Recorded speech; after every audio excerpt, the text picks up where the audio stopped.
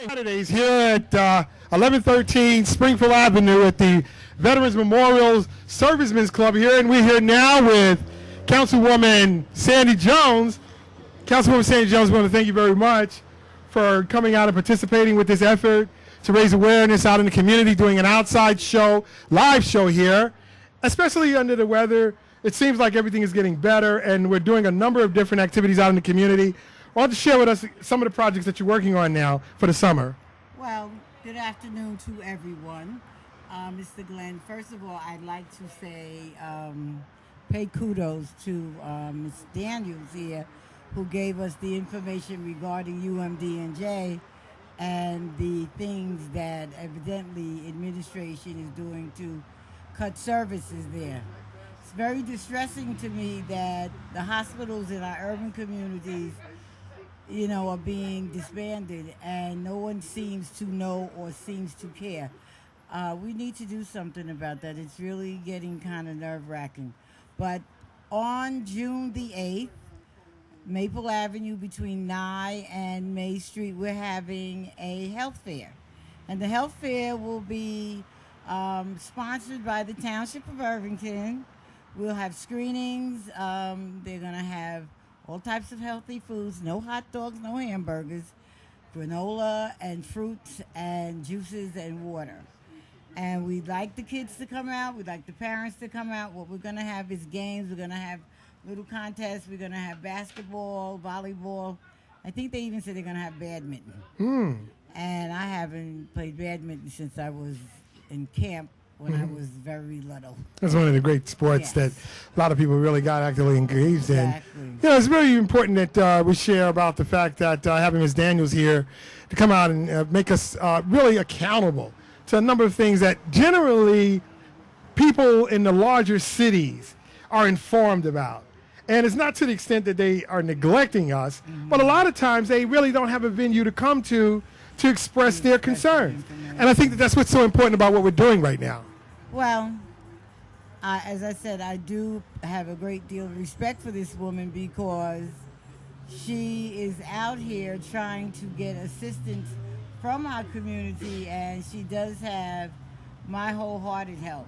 I'm going to contact some of my council colleagues and friends in East Orange and also in Orange to make sure that they are aware of her efforts and to make sure that they're put on her mailing list.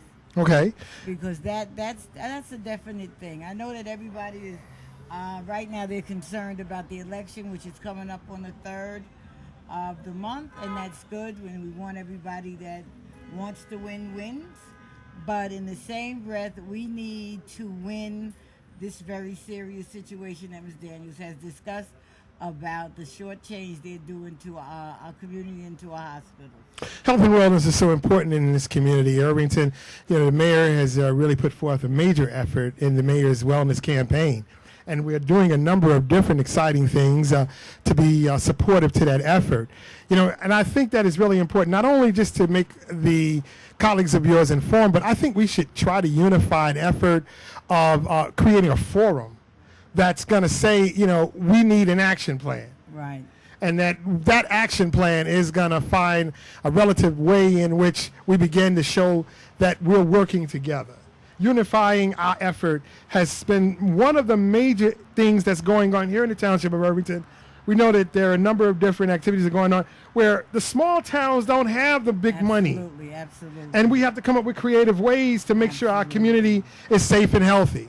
Well, I was telling the ladies that I read and also saw on TV that our senators have produced legislation to cut about $400 million out of the agriculture package, which would cut food stamps $400 million. Okay. And that in itself is very nerve-wracking. What I've done is I've sent letters to Senator Menendez and also to Lottenberg and to Congressman Payne and to our local assembly people and local senators. I'm going to present a resolution asking my colleagues to support me in fighting against this thing, because you are now saying that you're going to cut these folks' food stamps down to a minimum.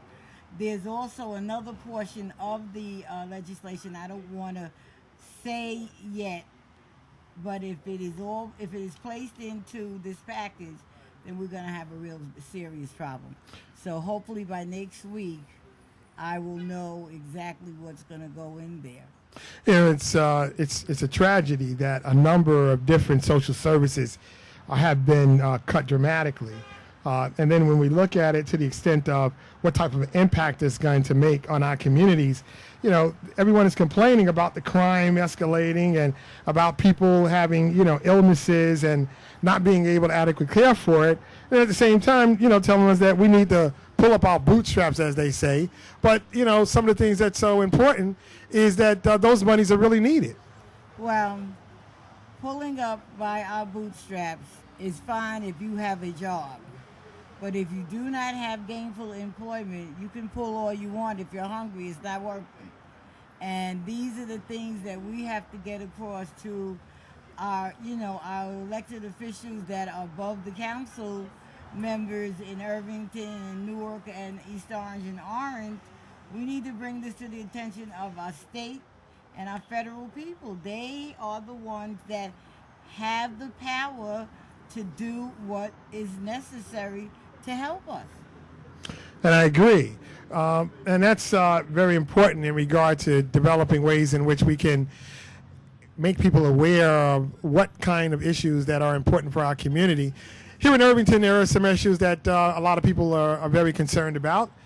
We know that the project to build housing where the old Irvington General Hospital used to be is part of a concerted conversation. What are your issues concerned about that? I have absolutely no issues about that project. I am so pleased that the mayor and his administration have reached out to this young lady who owns the IHOP and her partners to purchase the hospital. They have about 7 phases that's going to go into that project. I'll probably be here for phase 1 and 2. But it goes to, I think, about phase 7. That's about maybe 20 years, down the road. But it should be a very, very lovely site in the West Ward. Our residents are going to be able, those that are empty nesters that want to get rid of their houses and move someplace where they don't have to worry about parking and not worrying about getting to wherever they want to go, like New York and the surrounding areas, and go into a safe environment. And that's what that's going to be. Looking at it from the objective that it also will create some ratables, which is so much an important factor here in Irvington. We certainly need to do what we can to generate that kind of support. The other thing that's so important now has been the dynamics of the way in which promotions were made for the law enforcement officers here in Irvington. The challenge in regard to that has been confusing. Can you share with us exactly what was the purpose for that to happen? Well, I think that it was time that we did promote these folks. You know, it was a long time coming, and we did need people to move up.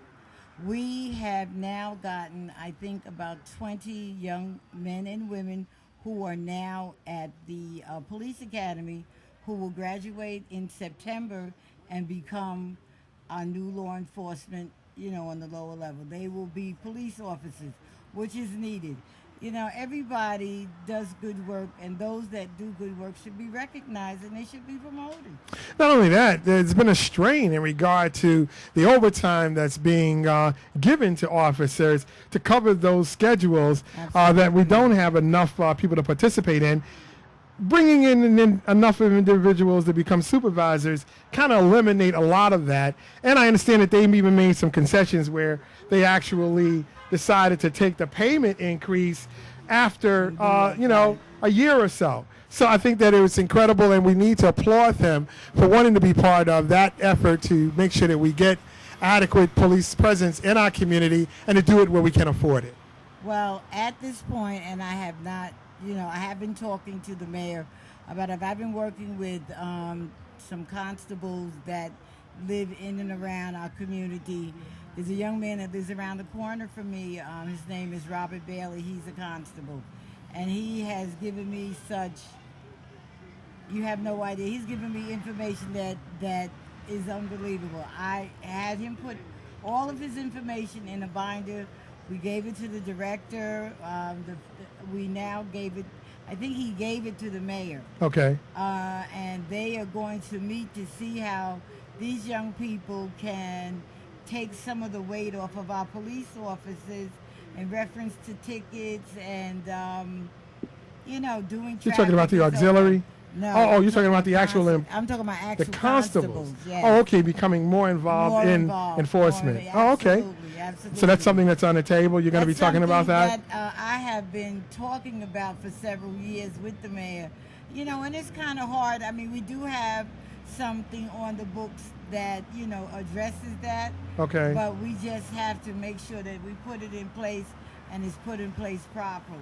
So what are some of the pet projects that you're working on now that you really need some support for? Well, I'm always trying to do something. I spoke to one of the young men that are involved with the Hilltop House, which is the new housing that's going up in the West Ward. And we're talking about doing some types of art shows and art displays in Town Hall. Oh, that's great. I can't say when and who because I haven't asked permission. So I have to ask permission. I have to talk to the mayor. Okay. And sometime in September, because we would love to have the children in the district, the school district, involved in that. All right. Well, so things are going to be moving along. I usually have my annual Halloween show party for the kids. Okay. But we haven't done anything yet. Last year, of course, we did take the children to the Arthur Ashe Children's Tennis Day. Mm-hmm. I don't know if we're going to get the tickets this year. If we do get the tickets, of course, we will definitely try to get our kids over. They really enjoyed it. The tickets that I get are, they're free. Right. I get them from the lady. Her name is Miss Frances Gray. She's affiliated with Althea Gibson's Foundation. That's right. So hopefully, if all goes well, she calls me and says that we can get additional tickets this year. Because we took a busload last year. The kids really enjoyed themselves. The only thing that killed the adults was we were outside and we had to walk up these very long steps in the stadium. But other than that, we really had a great time. They saw great entertainment. Right. And we just hung out and had a nice time. Well, great. Well, I'm very happy that you have been spontaneous in your effort to support We Care Partners and our involvement of creating awareness in the community, to come out and just participate in this first effort to do outreach in the community, open live after 5 here is going to be a real good relationship. We're happy that you want to support it, and we thank you very much for coming out. And I do want to say to you, Mr. Glenn, I do appreciate it. Sometimes I don't want to basically participate in an open mic, but I do appreciate all the things that you've done. You've brought awareness to the township, and you've given us something to look forward to on our, public access channel. A lot of times, I'll turn to the channel to see you interviewing some folks that I don't even know, but I get to know once I listen to your program. So good for you, and hopefully the mayor continues to support you because you do have my support. Well, thank you so much. I really appreciate you, and we're going to do everything we can to make sure that people understand June 9th. What's the address that's going to be for the health fair? June 8th. There you go. Saturday, which is next Saturday. It'll be from 12 to 4 p.m. Maple Avenue between Nye and May. We want the kids to come out. We want the parents to come out just to walk and talk and get to know your neighbors. And get actively involved. And get actively involved. Absolutely. And those ladies that remember how to use your hula hoops, bring it. You're going to do a hula hoop contest. All right. Okay, we're live after 5. We're out here in the community doing a live telecast. We'd like to invite everyone to come on out, enjoy, get involved, help us with our vendors. We're building a relationship of rebuilding the village. Thank you very much, Councilwoman. We'll be right back.